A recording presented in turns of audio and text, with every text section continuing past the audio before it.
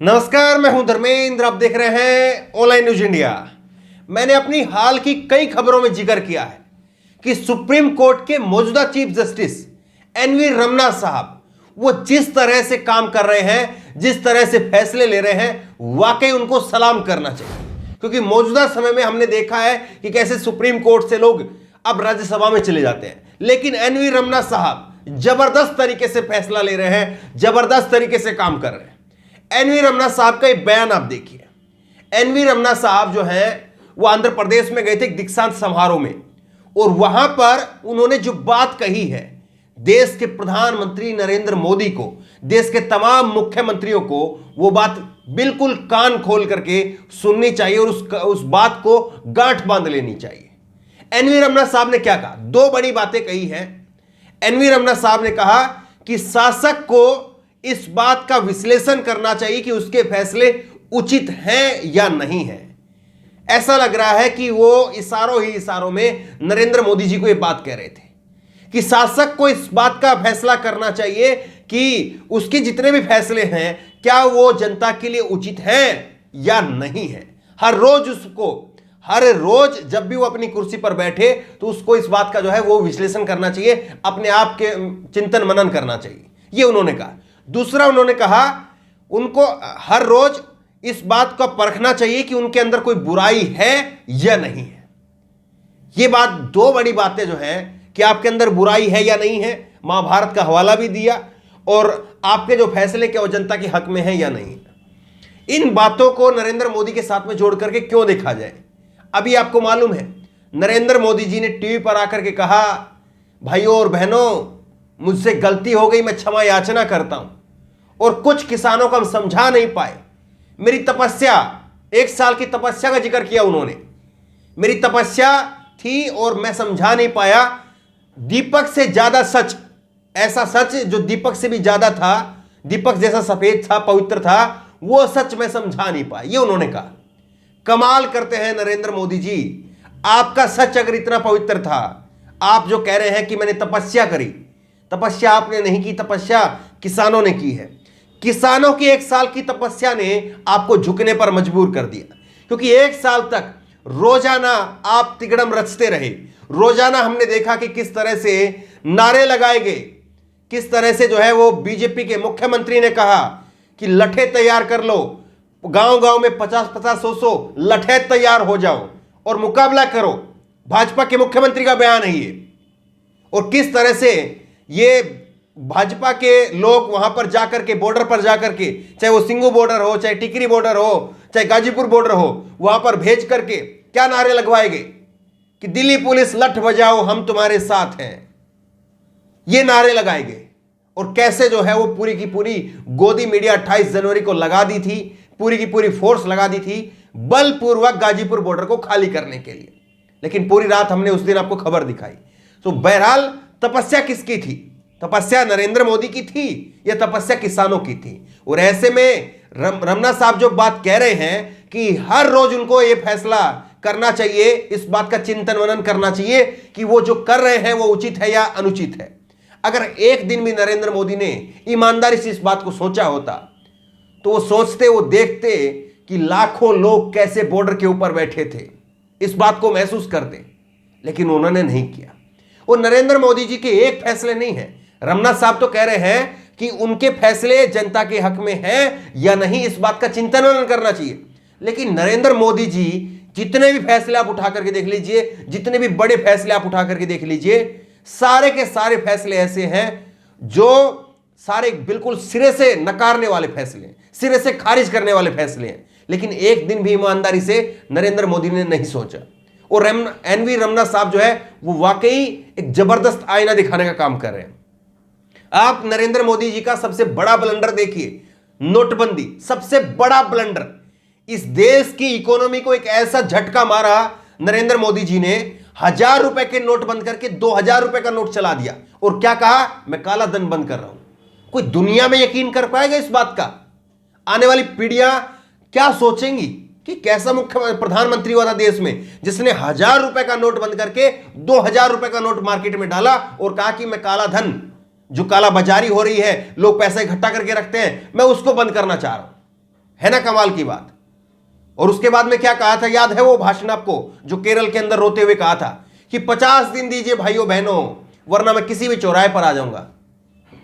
चौराहे पर आकर के वो क्या कहना चाह रहे थे, लेकिन आज तक कभी उसकी माफी मांगी? लॉकडाउन के लिए पूरे देश को केवल 4 घंटे के अंदर जाम कर दिया। बीमारी थी, लॉकडाउन लगना चाहिए था, लेकिन क्या इस तरह से लॉकडाउन लगना चाहिए था? बाद में राहुल गांधी की बातों को आपको मानना पड़ा। राहुल गांधी ने कहा था कि लॉकडाउन का फैसला सेंट्रल गवर्नमेंट को नहीं, बल्कि डीएम और एसपी लेवल पर यह होना चाहिए, स्टेट गवर्नमेंट में भी नहीं, डिस्ट्रिक्ट में भी नहीं। डीएम और एसपी ये खुद तय करे कि कौन से जगह पर, कहां पर, कौन से शहर में, कौन से कस्बे में लॉकडाउन की आवश्यकता है, वहां पर लॉकडाउन आप लगाइए। लेकिन आपने केवल जो है एक लाइन बनाने के लिए, नरेंद्र मोदी जी की खासियत यह है कि वो लाइन बहुत बनाते हैं। संपूर्ण भारत में संपूर्ण लॉकडाउन आज रात 12 बजे से लागू हो जाएगा। ये एक लाइन उनकी पूरे देश को भारी पड़ी थी। 4 घंटे के अंदर देश के करोड़ों लोग, करोड़ों प्रवासी मजदूर भाई बहन वो फंस गए थे। जो जहां था वो वहीं रह गया। अगले दिन से सुबह से पूरे देश में लॉकडाउन लग गया था, सारी रेल बस सब बंद। 4 घंटे के अंदर जो है उन्होंने देश ठप कर दिया। सोच करके देखिए, कोई कहीं पर था, कोई किसी अर्जेंट काम से गया था, कोई कहीं पर मजदूर था, किसी को किसी से पैसे लेने थे, किसी का कहीं पर काम रुका हुआ था, ये वो फला फला पता नहीं क्या। एक ऐसा जो है वो देश के ऊपर थोप देते हैं बस। जीएसटी का फैसला लिया और जीएसटी का फैसला किस व्यापारियों के ऊपर थोप दिया एकदम से। पूरी आधी रात को सेलिब्रेट किया गया। टैक्स लगाने का फैसला जो है, हम देश में टैक्स लगाएंगे, पैसा वसूल करेंगे, इस बात को भी देश की संसद ने आधी रात को सेलिब्रेट किया।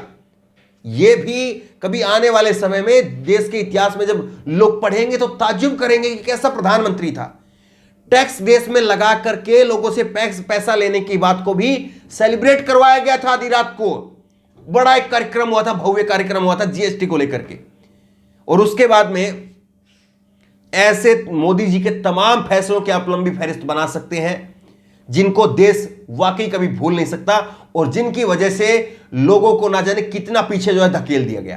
देखिए, नरेंद्र मोदी जी से कोई बुराई नहीं है। नरेंद्र मोदी जी 100 साल जिए, 50 साल इस देश के प्रधानमंत्री रहे, कोई आपत्ति नहीं है, लेकिन काम करे देश के लिए, केवल इतनी भर बात है।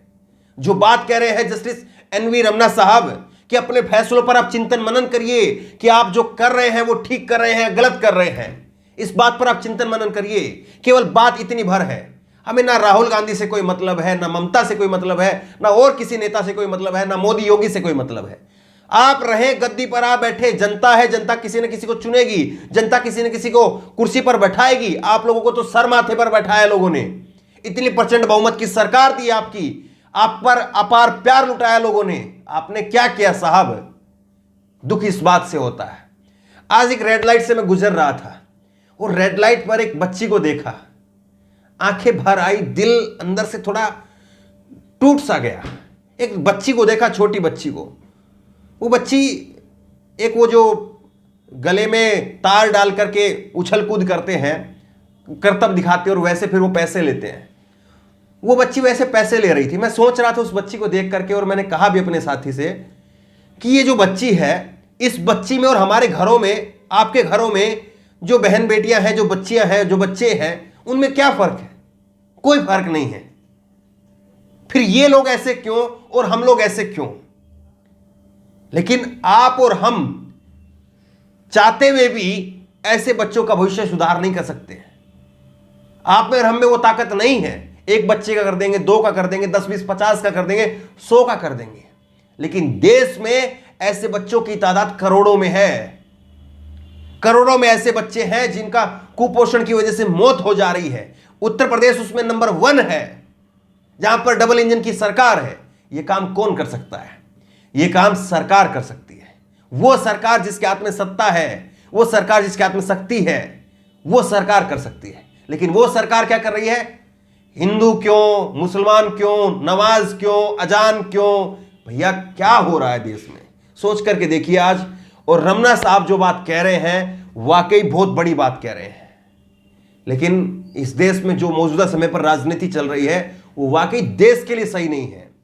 पार्टी विशेष में कोई कितनी प्रोग्रेस कर जाए, पार्टी विशेष में चाहे कोई कितने गड्ढे में चले जाए, लेकिन देश के लिए जो राजनीति फिलहाल हो रही है वो राजनीति क्या सही है? कभी अकेले में बैठ करके 2 घड़ी कोई किसी पार्टी से, किसी विचारधारा से मेल रखता है, उसको साइड में रख करके सोच करके देखिए। एनवी रमन्ना साहब देश के इस वक्त में चीफ जस्टिस हैं, वो ऐसी कोई बात नहीं कह रहे। घुटन हो रही है उनको भी अंदर से, जैसे हमको घुटन महसूस होती है। हम बोल देते हैं, वो बोल भी नहीं सकते हैं। वो ऐसे पद पर बैठे हैं कि वो बोल नहीं सकते हैं, और वो इशारों में बात कह रहे हैं कि देश के शासक को इस बात का चिंतन मनन करना चाहिए कि उनके फैसले लोगों के हित में हैं या नहीं है, और उनमें कोई बुराई है या नहीं है। अब नरेंद्र मोदी जी के फैसले आप उठा करके देखिए, ऊपर से नीचे तक उठा करके आप देखिए, कौन सा फैसला आपको ठीक नजर आता है और कौन सा फैसला जनता के हित में नजर आता है। बहरहाल देश के चीफ जस्टिस ने बड़ी महत्वपूर्ण बात कही है, और देश के चीफ जस्टिस, सुप्रीम कोर्ट के मुख्य न्यायाधीश जो बात कह रहे हैं, मुझे लगता है कि देश के एक एक व्यक्ति को वो बात जरूर सुननी चाहिए। इसलिए इस खबर को ज्यादा से ज्यादा शेयर करें ताकि लोगों तक सच्चाई पहुंचे, लोगों को सही समझ लोगों की विकसित हो सके, लोग सही मानसिकता के साथ में सोचे समझें और अपना भविष्य जो है वो अच्छे से बना सके। इस खबर को लेकर, इस वीडियो को लेकर आपकी जो भी राय हो नीचे कमेंट बॉक्स में अपनी राय जरूर दें, और इसी तरह की तमाम खबरों के लिए ऑनलाइन न्यूज़ इंडिया सब्सक्राइब करें, साथ में जो बेल आइकन है घंटी उसको जरूर दबाएं ताकि जैसे वीडियो अपलोड करें उसकी नोटिफिकेशन आपको तुरंत मिल सके। धन्यवाद। चैनल को सब्सक्राइब करें और घंटी जरूर दबाएं।